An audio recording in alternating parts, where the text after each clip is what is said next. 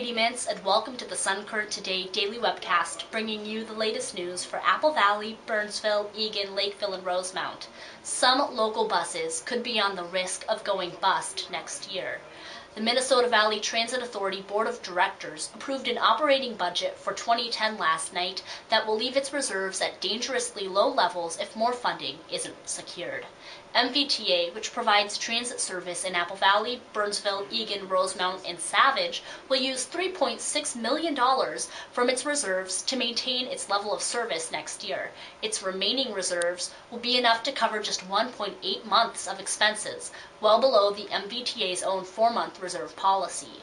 According to MVTA Executive Director Beverly Miller, the budget squeeze comes as the result of legislation last session that let the Metropolitan Council withhold $7 million from suburban transit providers to balance its own deficit.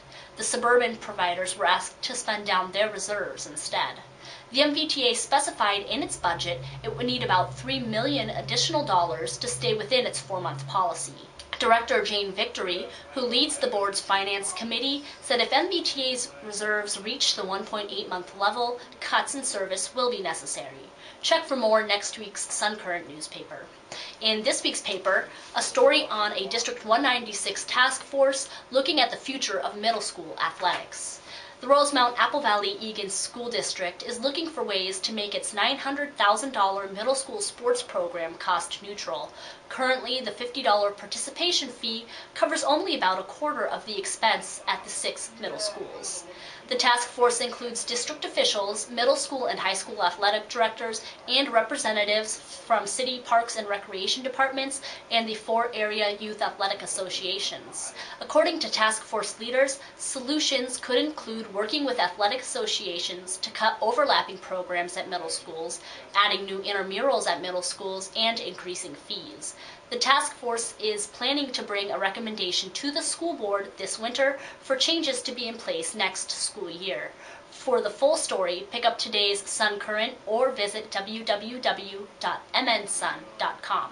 Schools in the South Metro were out yesterday, but most businesses were up and running, including the Silver Bell Christmas Tree Farm lot in Apple Valley off 140th Street and Essex Avenue.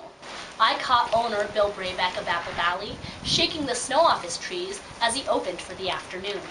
Braybeck followed in his father's footsteps and has been in the tree business since 1979.